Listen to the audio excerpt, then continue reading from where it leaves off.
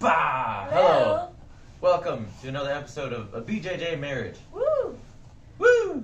Normally I would say what episode we're on, but we are getting a little too far into it that now I'm kind of forgetting. I think it's 6. Yep, somewhere around there. 6 weeks. Yes, so if you stuck with us, thanks very much. If you're new, welcome. Hello. Yes. This is a BJJ Marriage. We are just talking about how we train as a married couple and how it affects our daily and personal and jiu-jitsu lives. Yeah. And we are just spreading our, as Josh and Brent would call it, monkey knowledge off to other people. I thought you were going a different way. I thought you were going to say we're spreading our love and living on the frequency of love. It's monkey knowledge. But, no, But just as our host. What? You Hi. are our host. Hello. Your name? You are too. Your name. I know, but Introduce yourself. You're also a host. Yeah, I was introducing you first. I'm Brittany Lee, 3-stripe white belt. My lovely wife, Brittany. Well, ladies first, right? I'm Nick, blue belt. You know, Woo. whatever. Who cares about blue belts? No one remembers their 3-stripe blue belt. Nobody. No one. Yes. Shout out Josh Janice. Yep. Anyway, so welcome to another episode. This week we're going to be talking about jiu-jitsu as a whole and how it is for everyone until it's not. But it is. But it's not. For the most part. But it is, and I think everyone should at least try it. Yes. So they can figure out if it's not. Yeah. That's what we're going to get into today. Yeah, there's a lot of concepts in jiu-jitsu that span throughout your entire life. So, I'm an Uber driver on the side also. And one of the main things everybody asks is, you know, do you use jiu-jitsu? Do you ever have to use jiu-jitsu in your everyday life? And the number one thing that I always say back to them is, you know, I've never had to use any of the actual techniques. I've never had to, you know, thankfully defend myself in any sort of situation yet. We'll see. I don't know. Who knows? Hopefully we don't. But unless we have another Fiji incident. Well, I still didn't have to use it then. I just got got you mad at me. I just made you walk faster. Okay. Look what happened. Yeah. Yes, but the main thing that I tell people that I take away from jiu-jitsu that helps me in my everyday life is anytime I find myself under any sort of sizable amount of stress, you know, anytime I feel the pressures of life, anytime there's a huge wave of things that are coming into my life that I have to mitigate, manage, control, find a solution for, that's where the best thing I've learned about from jiu-jitsu comes into play. And that thing is learning how to think clearly under stressful situations. Learning how to, you know, not let your ego get the best of you. Learning how not to submit to your emotions. Learning to stay calm under stress. Look for a path, look for a solution, and execute and try things. And, you know, don't care if you're going to succeed or fail. You're already under that stress. You just need to do something to start moving out of it. That's very wise. You sound like a 65-year-old man right now. Okay. But no, he's right. I mean, jiu-jitsu definitely helps you get through all of that. And the way that I personally use jiu-jitsu in my everyday life without the actual grappling aspect of it is we pretty much compare everything that we do to the belt levels now. Like, I'm probably a purple belt in that category. In my job, like thinking about it in my job, I'm like, I would be maybe like a high white belt, low blue belt type thing in my job right now. Yeah. we think about it in that way all the time. Yeah. There's something that we just said yesterday. I don't remember what it was, but you're like, I'm a purple belt in that. And I was like, oh yeah, okay. I have no idea what you're talking about. I don't remember either. But pretty much that's how we do it. We just compare everything that we do as the belt levels because I feel like each belt level, each stripe, each, I guess, day that you're on the mat, it just gives you a whole different perspective of where you're at and where you could be and how much you've progressed in your timeline. Yeah. And, you know, right now, in my entrepreneurship life... Your what? My entrepreneurship. I don't know if that's a real word. One more time? Entrepreneurship. Entrepreneurial. You say it. Entrepreneurial? Maybe. Entrepreneurial. I like it. Obviously, I'm a white belt. I can't even say the term. White belt, 0 stripes. Learning how to start a business. That's where I am in my life. Mm-hmm.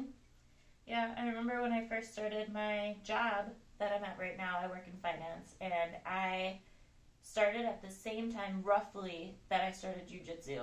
And jiu-jitsu is extremely difficult and finance is extremely difficult. And I remember that first month where I was like, what am I doing?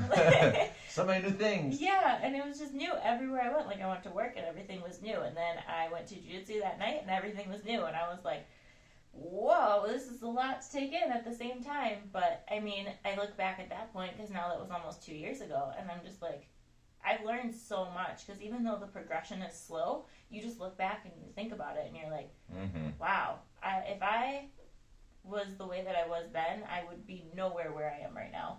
Like, even just looking back at our competition matches from forever ago, like, if we look at some of his, even just early blue belt competitions, he's like, I am so much better than that. I could kick my ass sideways. And then I look back at my one stripe white belt competition, and I'm like, I am not that person anymore. And I think about that in my job, too, where I'm just like, wow, when I first started, I didn't know how to even send a fax. I didn't even know faxes existed still. And now I'm doing it every day with all these different things, and I'm not going to get too much into that, but that's how I compare it in my life, too. It's just like jiu-jitsu and my job are very on the same retrospect, I guess, just in my timeline. Sure. So you say that your progression is constant in both of those areas now, and it's very translatable. I would say so. Yeah. Just because I started at the same time. It might be a little different for other people's scenarios, or even my own, if I didn't start my job and start jiu-jitsu at the same time. Apparently, I really felt like challenging myself at that point. Yeah, and that's great, because you stepped out of your comfort zone in both of those areas. Yep. And most people in life just get caught up in the comfort zone.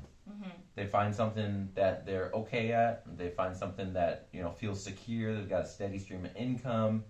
They can enjoy themselves a little bit. A lot of people are very fine with just staying in that portion of life, and they'll stay up in that space for anything up to a lifetime. And jiu-jitsu is something that forces you to break out of that. I would say nooblier. Yeah. Okay. I'm going to just start using noob every time I can't say a word. Anyway, jiu-jitsu is kind of the same way, though, where once you are in your comfort zone, you know how to do that submission, just like you with your loop chokes. Once you know how to do it, you know you can get it on anyone. Like, you found every possible way to get there. No, not every possible way. Well, you know what I mean.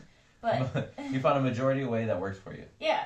Like, it's just now coming naturally and easy to you. You can either stay in that comfort zone and keep doing the same thing, and yes, you'll still get better at it. Not saying you're just going to dwindle down, but you can either stay where you're at and be comfortable where you're at, or you can expand and try new things and either go for a different submission that you've never tried before and maybe work on that. Or maybe you would want to try getting that submission from a different position that you've never been to before. And I think just stepping out of your comfort zone is a really great way to grow. It's a good way to live life. In any way. Yes. Like, we're talking about loop chokes right now, but I mean, even just the other night, I made a dish that I had never made before at home, and I was freaking out about it the whole time. I love cooking, and I was telling him, like, the entire time, he's just sitting there doing dishes watching me, and I'm just like, I don't know if I'm going to eat this. And he's like, why are you not going to eat it? And I was like, because I've never made this. I don't know if I'm going to like it. And he's like, but you're coming out of your comfort zone making it. It was literally just like spinach artichoke, like fettuccine type thing, but it was made with cream cheese and sour cream and chicken broth and I would have made raw noodles. All this stuff that I'm just like, I don't mix this together. This is just weird. I don't know. I was very, very out of my comfort zone making it. And the entire time I'm cooking it, I'm just like, Nick, we might order pizza. Like, I don't know how I feel about this. It's like you if you had to go from knee on belly to taking someone's back. That was a weird video. You might think that that's not possible, but somebody else is like, no, just look at this. This is how you do it. There's a video that was just posted on our team page of a guy who went from knee on belly and without like transitioning them out to letting them roll over to taking them back and doing all that fancy stuff.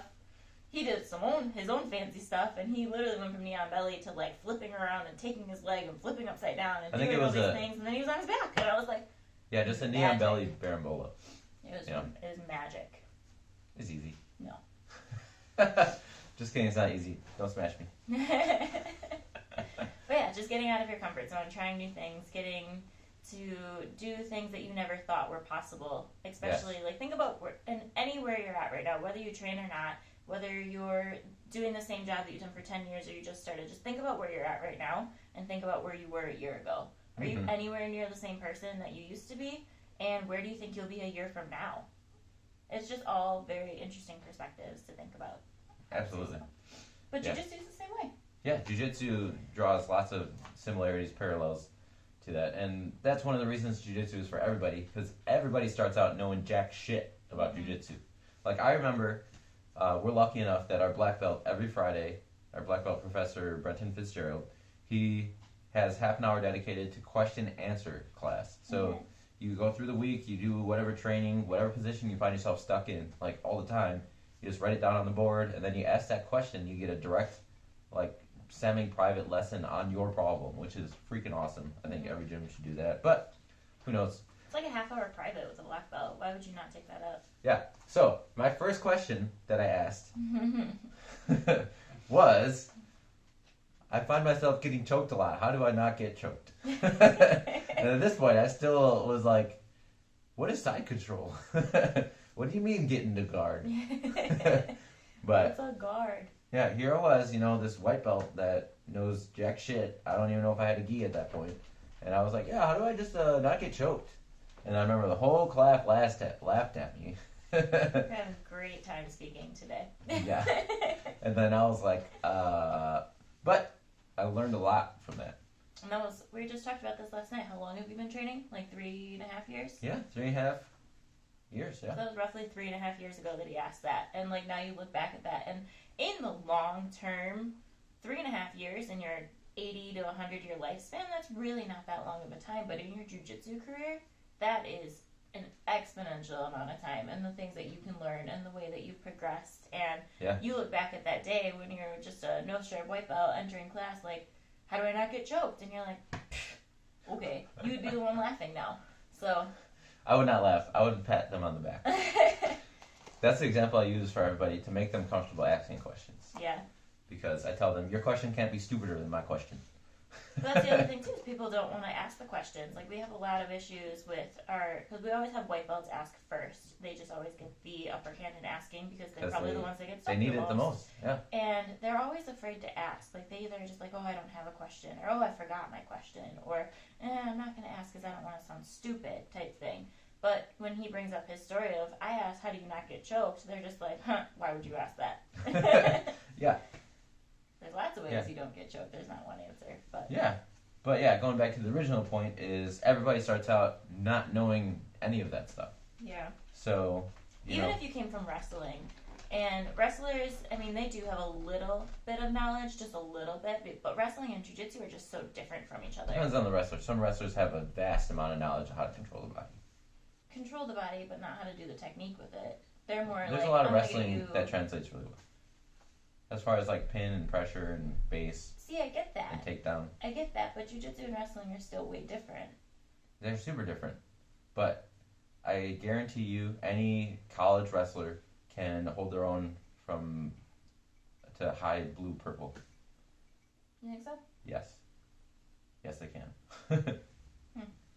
Yeah, because I watched a couple of our wrestlers get guillotined and choked a million times in competition, which is why I'm questioning you. Right, but I think that's more high school wrestling. But like, if there's any Division 3, 2, 1 wrestlers that walk into any jiu-jitsu gym, that's why Nicky Rodriguez is a purple belt after a year of training, and he got he was in the ADCC as a blue belt, fighting black belts, beating black belts because he was that high level of a wrestler.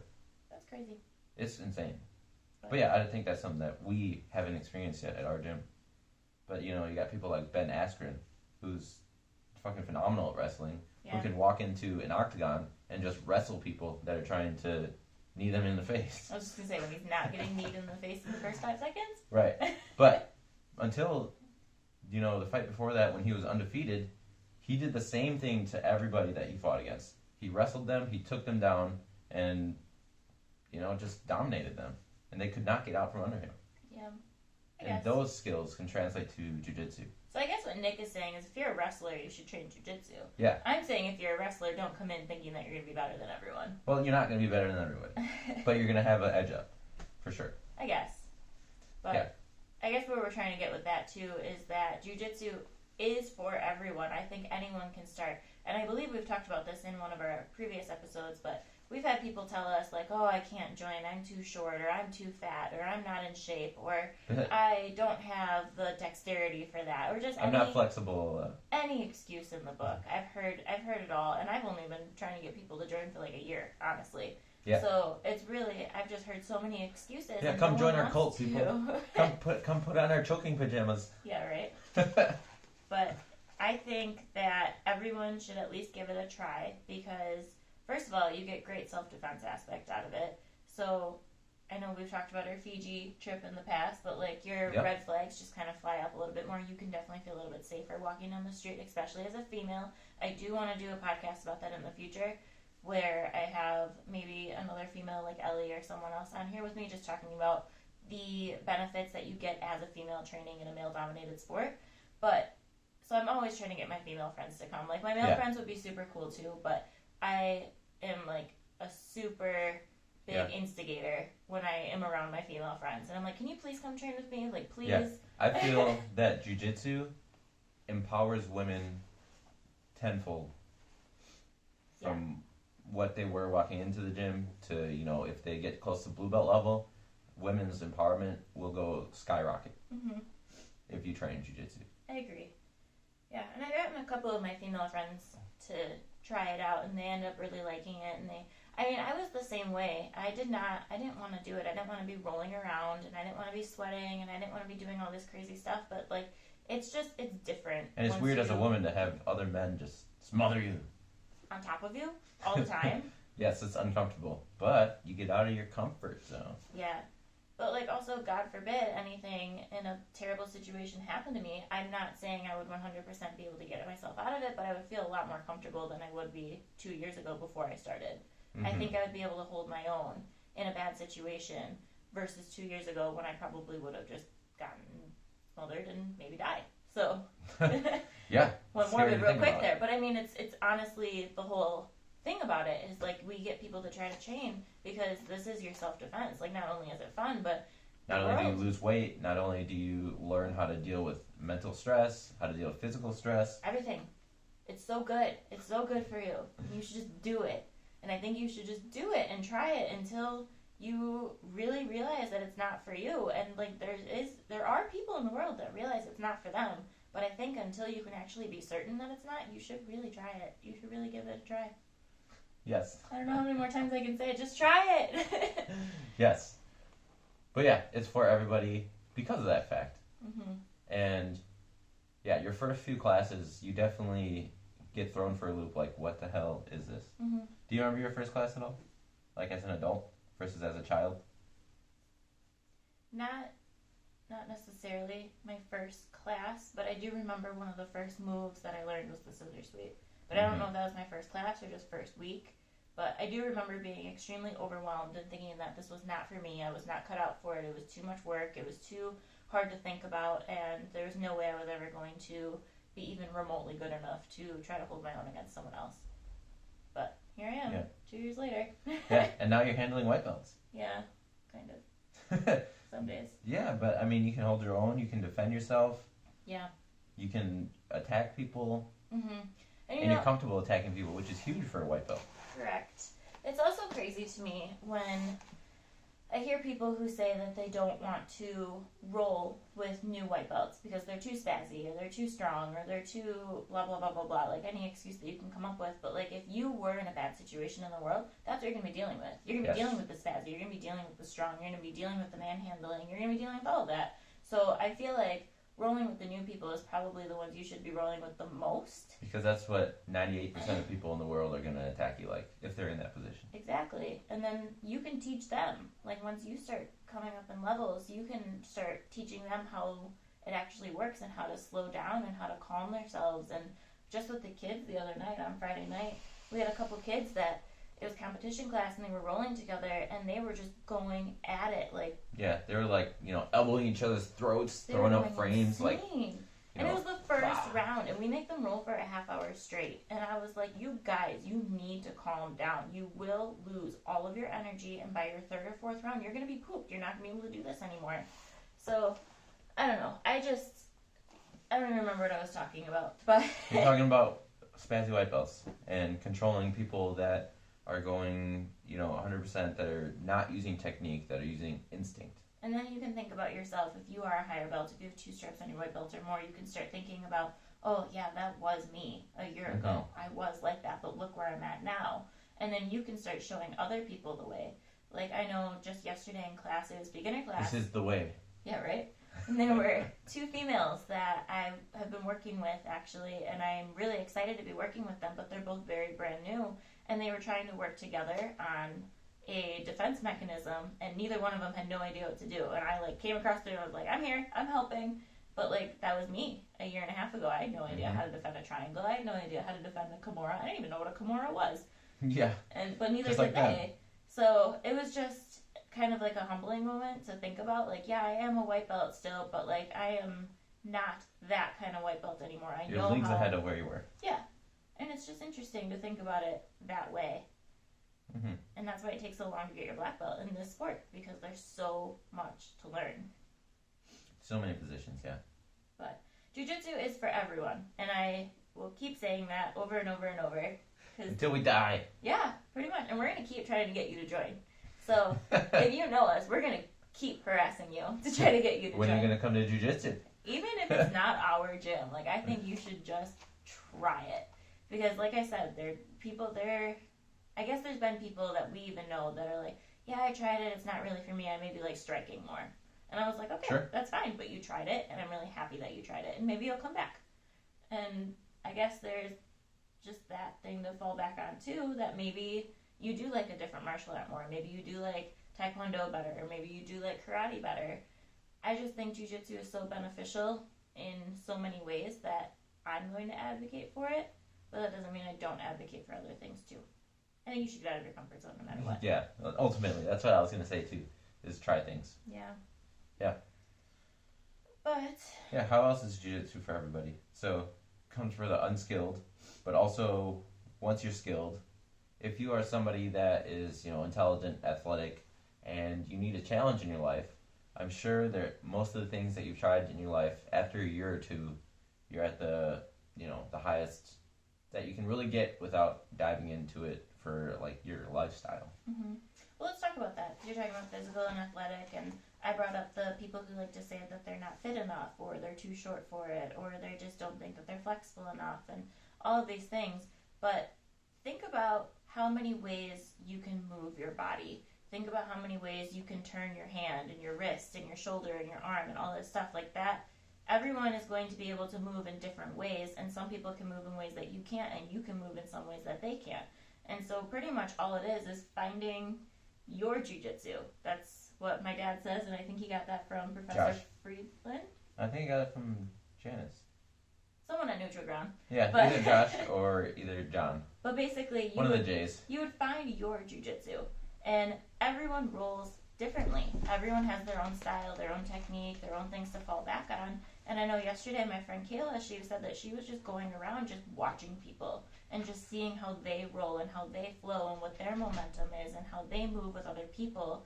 Because I definitely roll different with Nick than I do with a brand new white belt. I roll differently with that brand new white belt than I roll with a 250-pound blue belt. I roll differently with that guy than I roll with Mike, who's a black belt. Yeah. It's so different how you personally roll with different people. And yes, they're challenging you, but you have your own style. And I feel like everyone has their own style and their own momentum, and you just have to figure out what that is.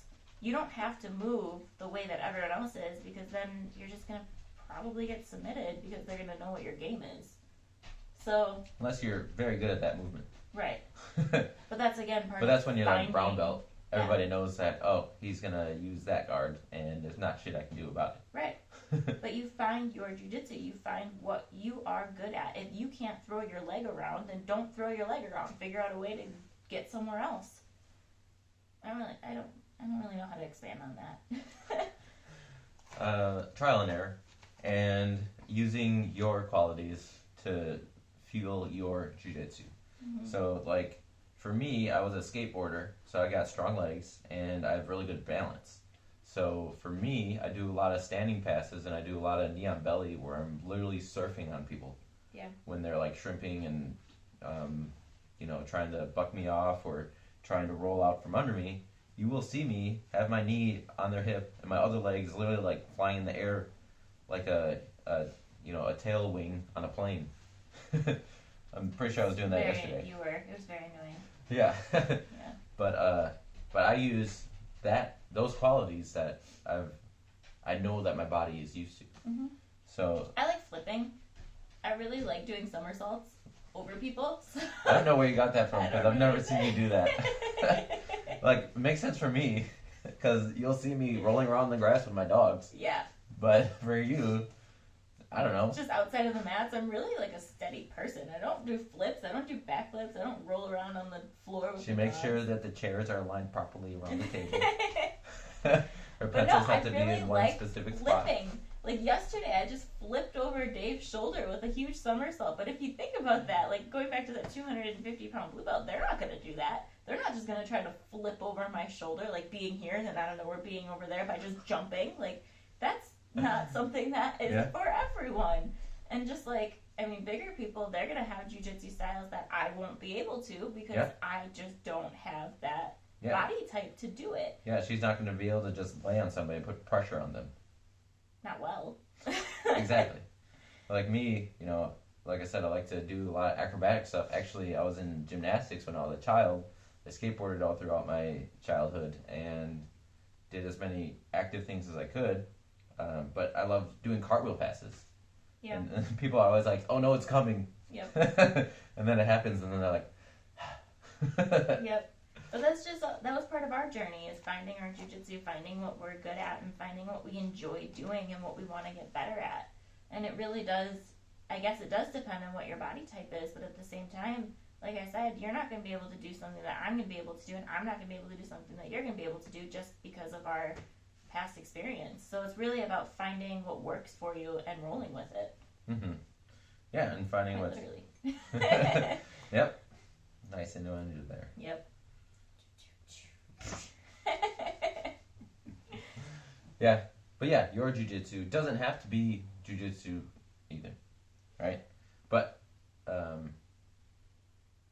know that just the other day I asked Steve too, because I think I was watching you roll, and you did something, and I don't remember what it was, but I went up to Steve on the sidelines, and Steve is a 2-stripe white belt at our gym, and I just asked him, and I was like, what do you do to stop this? And it's like, it's something that you've learned in class, you've drilled a million times, and maybe you have a specific way of doing it, but it doesn't work on someone. So you go and ask someone else, well, how do you do it? And that's more about finding your jiu-jitsu again. Like, the way that I stop a guard pass like that is by doing this, but the way that Steve does it from the same position may be something completely different, and the way that Nick does it from the same position is probably something even completely different from that.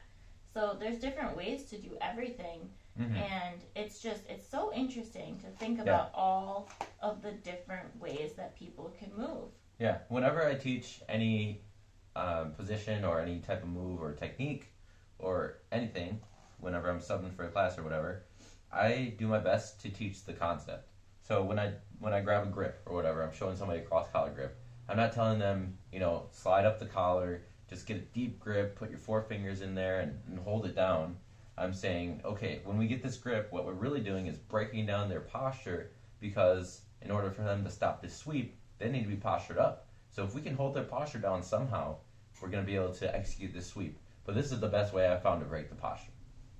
So that way they learn a little bit of concept, but they also learn the best practice technique that I know of at that point in time. And then if I teach the same thing, like 6 months later, I'm probably going to have a little bit different of technique from what I've learned or what I've been shown or what I've figured out over time. Yeah.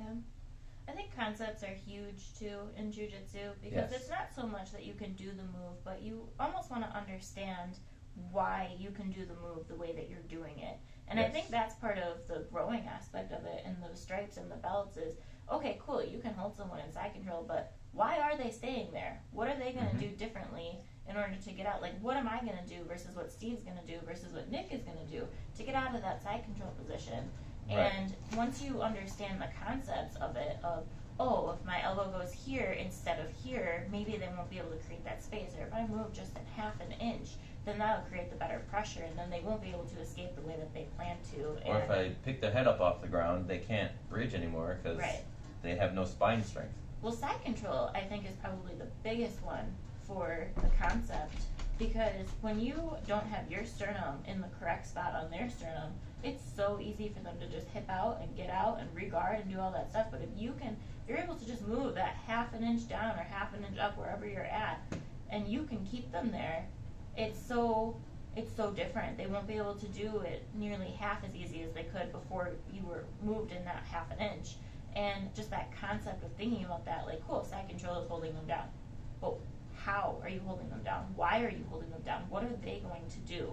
Mm-hmm. And so the concept of jiu-jitsu as a whole, but side control specifically for this example, is just, it's crazy.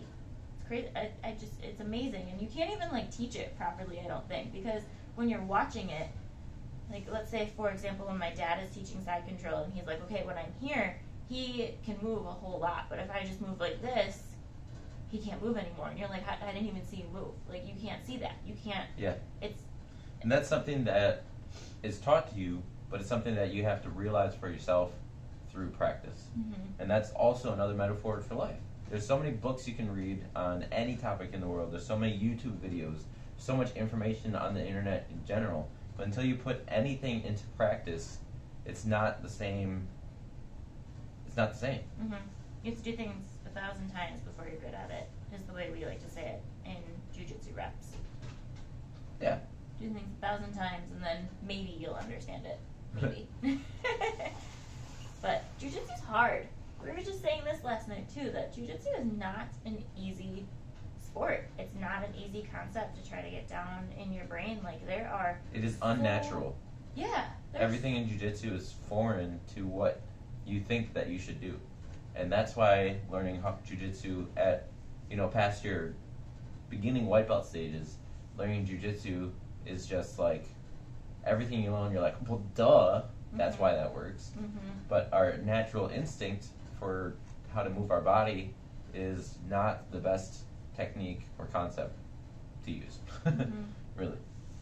It's just difficult. Like, I think that the reason people resort to other martial arts, and I can't speak from experience because I haven't done anything else, but I do think that just from hearing about it, that other martial arts are easier. Not saying they're easy, but I think they're easier because jiu-jitsu, it takes 8 to 10 years to get your black belt. I don't think anyone's really ever gotten it under 5 years. BJ Penn got like 4 years. But still 4 years. Like, yeah. That's a long time. I think Taekwondo is 3 years to get your black belt. I don't know. Something like that. I really don't know. And much faster. Not saying that they're not good, but like that's just the time difference, is that it takes such a long time to get your black belt because there's so much to learn and there's so much to do and there's so many concepts to try to think about. And I know when my dad was in Brazil, every time he's around a coral belt, and he's a 2-stripe black belt, he's been doing this for 19 years, he learned something new every day that he's around Master Hour, and he's like, well, if I would have been doing that for the last 7 years, then I could have been doing this differently. And it's just things like that yes. You're just like, wow, I don't get it. I don't understand. And so because of that mentality, that it is so vast and there's so much to do and so much to learn, and the time, it's just time consuming, and it takes so much of your life to get to that point that everyone strives to be, that it's not as hard when you just want to go strike and punch a bag as hard as you can. Like, yeah. I think Muay Thai is easier to catch on to than Jiu-Jitsu. I think Karate is easier to catch on to than Jiu-Jitsu. Not saying it's easy, but I just think it's easier. And that's why I think it's so hard for people to commit and stay focused and stay committed past like 1-stripe white belt, or even just white belt in general, because they just get so overwhelmed and they're like, I hear it all the time from new people, and they're like, I just want to be good at this. And I'm like, okay.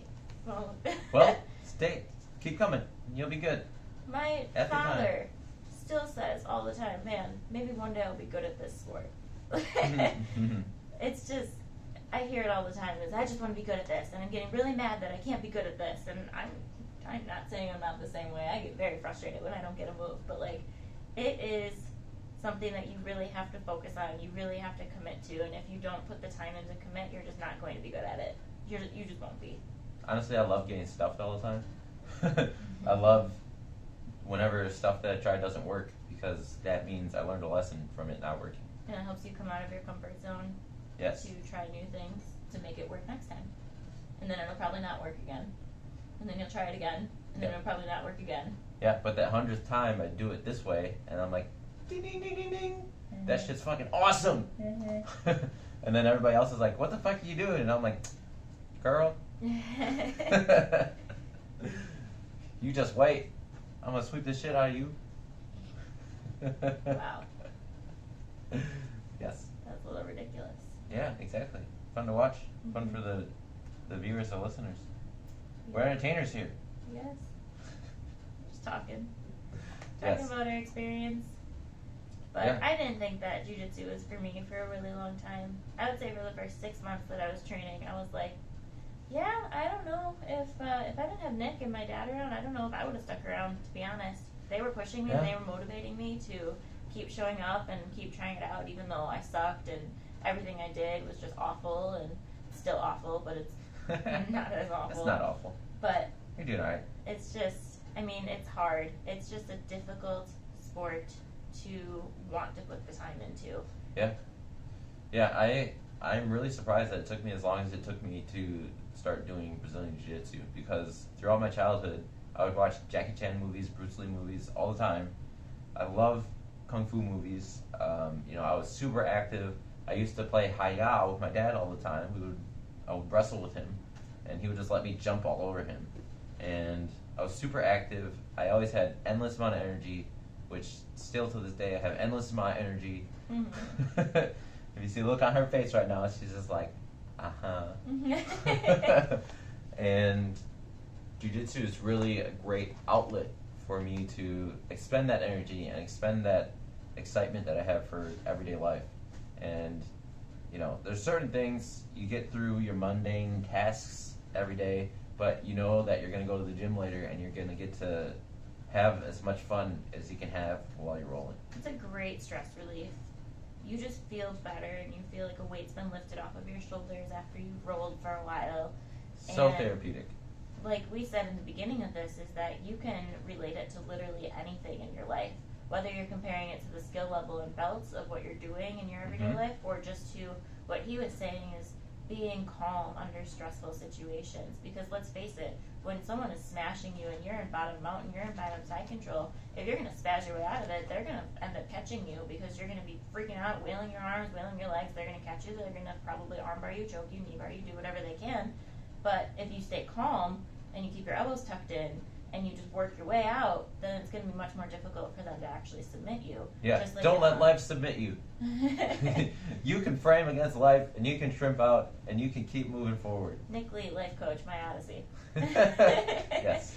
But that's how it is in real life situations too. If you're super stressed out with a deadline at work, or maybe like something's going wrong in the family, or anything just related to any stressful situation. Anytime that you're could be going overwhelmed. through, just stay calm, figure out the technique that you need to get out of that situation, and work your way out of it. Don't just And to add to that, she said figure out the technique that works. Well, what that actually means is figure out what you can actually control. Because there's so many times in life where we're in some situation and there's so many outside external factors that are putting pressure on us. Well, we have to look at what we can control and what is out of our control, and then stop worrying about anything that is out of our control, taking our licks for what they are, and then focusing on what we can control and moving forward, doing something with those things. Yeah. Because That's well said. Yeah. Well, the pandemic is a perfect example for that. Yeah. We didn't expect a pandemic in 2020. This time last year, February 28th, we were all like, 2020, yeah, roaring 20s. Yeah, we're like, St. Patrick's Day is in 2 weeks. Like, this is going to be so much fun. And we're just like, we're planning the rest of our year, thinking about how great it's going to be. And then March 17th, 2020, all of the U.S. shuts down. And no one expected it. And maybe we could see it coming, but no one actually expected it to happen. And Right. I don't think so. And if they did, they didn't expect it to drag out the way that it has, or like even play out the way that it has, because it's affected everything and everyone and everything that we do in our daily lives. Yeah. And so that's something that was completely out of the American citizens' control. Exactly. And that's what I was going to say, too. It's the politicians' decisions you know, that the president, at the presidential level, countrywide, and then statewide, the government's decisions for their state, and then countywide and citywide, all the different rules and regulations that were being forced upon us is completely out of our control. But there's still a huge amount of people that wanted to fight all of those things where, okay, yes, if everybody gets together in a movement and works together to find a solution, there can be change that can be made. But most of what everybody was doing is complaining about things that were out of their control. And if you are consistently complaining about things that are out of your control, you're never going to be happy. Your focus in life is wildly off the mark, honestly. Yeah. What you need to do is work towards a solution and provide answers to what you are experiencing that you don't like, instead of complaining that you're under side control. It's like complaining at you're on bottom out and just being like, let me out of bottom out because I fucking hate this shit. Wow. Instead of saying, okay, well, a good solution to this is probably tuck my elbows, bridge, hip out, elbow escape. Bridge, yep. And I can start regarding. And that's how you can look at life, too, is when things are out of your control, start thinking of how you can break it down into ways that you can get out of that situation. What control you actually have. Typically, in jiu-jitsu, you can't get out of somewhere with just one big, giant movement. Like, it's really not very common for that to happen. Not saying it's impossible, but typically, like, let's do side control, for example. First, you want to get your frame. Second, you want to start hipping out. Third, you want to start getting your leg in. And fourth, you want to start regarding, for a very simple breakdown. Like, there's steps in order to get out of bottom side control. Welcome to kids class. Just like there's steps in life to get to a goal or get out of a bad situation that you're in and what you're facing. And honestly, before we started jiu-jitsu, we probably wouldn't have thought of it that way. No, so that's how we relate it. Yeah. Yeah, there's so many parallels that I've learned in jiu-jitsu that I've been able to use in my life coaching business and use to structure my life in a better way. Mm-hmm. You know, the main ones overall is consistency, never giving up, learning how to stay calm, and a lot of times just controlling your breath in general is a huge thing. Like anytime that you are stressed out in the world, literally go like in the bathroom or go somewhere by yourself, sit in a closet, sit in the freaking walk-in cooler, and take 5 deep breaths just in your nose. Hold your deep breath and then let it out, and you're gonna feel like 10 times better after that, and you're gonna be able to attack without an emotional mind, but with a logical mind. What do I need to do next? Imagine a bubble behind your nose. Okay, I'm never gonna say that again. Shout out Austin. But oh my god. Yes. But anyway, those are things that I've learned through jiu-jitsu that I can articulate to teach other people how to manage their stress in their everyday life. Yeah. And I'll say it over and over again, that's my number one favorite thing that I've learned through jiu-jitsu is dealing with stress. And I would say before I started jiu-jitsu, I was pretty good at dealing with stress. But I think that I did have a bit of an ego problem. I did have, it's easy for me to deal with stress. There was lots of times when we were living in Waukesha that I was like stressed to the max and life was very overwhelming for me. You remember that? Mm-hmm. There's, I just felt like a victim and I had a victim mentality. But through jiu-jitsu, I've learned how to get rid of the ego, get rid of the victim mentality, and start to empower myself to focus on what I can do to make change in my life, to make change in our family's life, to make change in the world for what I want to see in the world, as Gandhi would say. Mm-hmm.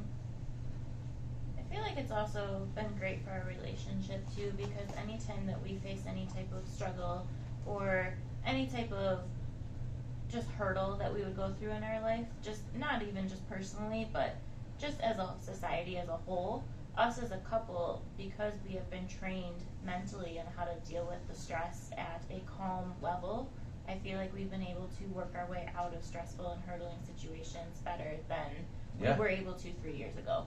Absolutely. I would totally agree. There's so many things that in life has just, dumped on us. as life tends to dump on people. Don't let life submit you. But yes, don't let life submit you. Maybe that should be the title of this podcast. Yeah, but we're able to look at things logically instead of emotionally. Mm-hmm. Yeah, I would agree. And I'm not saying emotions don't play a part in our life. They play a huge part. But we don't let emotions control us anymore. We learned how to ride the wave of our emotions. Mm-hmm. And it's also just going back to what can we control. If we can't control it, it's out of our hands. Why are we stressing out about it? Why are we worrying about it? Yeah, like I can't control if our city tells us to wear a mask. Right. I guess I'm gonna wear a mask when I walk into this place. Do what I need to do to get what I need to do done. But yeah, going back to just people saying that it's not for them, it's you're out of shape, you're not in the right spot. I don't agree with you. You get in shape by doing jiu-jitsu. You're never going to be in shape for jiu-jitsu. There are people that are, super fit people. They come to jiu-jitsu in their first month, 2 months, they're gassed every single roll. Yep. Like, yeah, you can, maybe you have great cardio, maybe you're good at weightlifting, maybe you're a swimmer, maybe you were a wrestler, or you ride bikes or whatever, but you're a pretty average, healthy, fit individual. You come to jiu-jitsu, you get smashed, you don't know that you could be drugged to those depths. Mm-hmm. Like Khabib says, I will take you to the deep waters and I will drown you. That was a terrible accent. Sorry, Khabib. Yeah. So I'm going to start calling out some of the females in the gym just to show the diversity of what we have and how it is for everyone. But we have me, just a typical average American female girl. I was 150. You're Mexican. Stop it. What does that matter? You said you're American. I am American. I don't know. I think I was like 155 pounds when I started. I'm 145 now, so I lost the weight. And I was at the gym 3 to 4 times a week, lifting like crazy. My legs were very muscular. I had pretty good dexterity, pretty good strength, and I was just getting killed every time. And then we have Laura, who's like 125 pounds. She's this little tiny person who can literally kill you. She's good at it. Like, you get on the floor with her and she'll creep her way. I tell her that she's like a snake, where she just kind of finds her way there, and then out of nowhere, just you're done. You're caught. When you're in her crucifix, you're just done. Same with Joanna. I think she's like 125 pounds, maybe smaller than that. She's a brown belt. You get her in her triangle, you're just done. And then we have Tracy, who's 50s. I think she's in her 50s. Something like that. Something like that. She's also small, but she's in her 50s, so like age doesn't even play a factor here either. She is a fierce blue belt. Like, she's close to her purple now. She's a 3-stripe blue, and she can attack you. Her guard is insane. And then you better watch out. And then if you guys ever watched the Pan Ams that just happened a couple months ago, there were two little old ladies, and they were blue belts. I think they were like probably in their 70s. Yeah. And they were both blue belts, and I bet you they could grandma probably kick your butt too. As a white belt, yep. I mean, it's just so diverse on who it can be for. And then we have, I don't think we really have anyone that I'm trying to think of right now. But like, basically, talking about all the females that I just did, and then there are so many bigger males in the gym too that are much bigger than them. And they can easily just like find their space, and they can find their attacks, and they can do whatever they need to do to get where they need to be. And it doesn't really matter what their size is, what their weight is, or anything. It's just they have figured out their jiu-jitsu, and they figured out their technique and what works for them, and then they use it. Yeah. So I don't think age matters. I don't think your body type matters. Right. I don't think really anything matters, as long as you're dedicated and you are committed to learning what you want to learn and finding your own jiu-jitsu. Yes. You'll be okay. Absolutely. Yeah. Definitely try it out. It's good for everybody. You will learn so many things. You'll meet so many great people, and it's empowering. It's fulfilling, and it adds so much value to your life. Absolutely. I think that everybody should try it. Just once. At least once. Yes. And by once, I don't mean just one class, because you'll be really scared on your first day. You'll be like, I don't want to get choked. No, I think that everyone should try it out for a couple weeks, see if it's for them, and if it's not, it's not. But I think it is. Yeah. You just got to get past that brain hurdle. So, action steps. Search for your closest gym. Come to Greenfield, Wisconsin. Train at Fluid Jiu-Jitsu with us. And, yeah. Jiu-Jitsu is for everyone. Until it's not. But, I'm kidding. Try it. Especially girls. Try it. Try it with girls. it's super empowering for women. Mm-hmm. I will stand by that 100%. Yes, all the women that I have trained with, I think are a step ahead of the women that they surround themselves with, just in life in general. Yeah, I would agree with that. I like it. That's why I want all my female friends to come train with me. But I guess I don't really have anything more to expand on this without keep on repeating myself. But if you guys do have any questions, reach out to us. We are more than happy to answer any fears related questions that you may have, or if you're just looking for guidance or advice on how to get started or what to do, or maybe you're stuck somewhere that you don't know how to get out of type thing, let us know. Let him know. I can help you through anything in life. Yeah. Put together a strategy, put together end results, figure out why you want to do the things you want to do. Yeah. Which has all stemmed from me learning jiu-jitsu strategy, learning why things work in jiu-jitsu, and continuing down the path, taking the next step. It all comes down to you. Are you a bitch or not? Stop it. Just kidding. That is terrible. Yeah, you're not a bitch, obviously. It's because you're going to come join jiu-jitsu. All right, I think we're done now. My goodness. All right. Well, have a great day, everybody. Like and subscribe.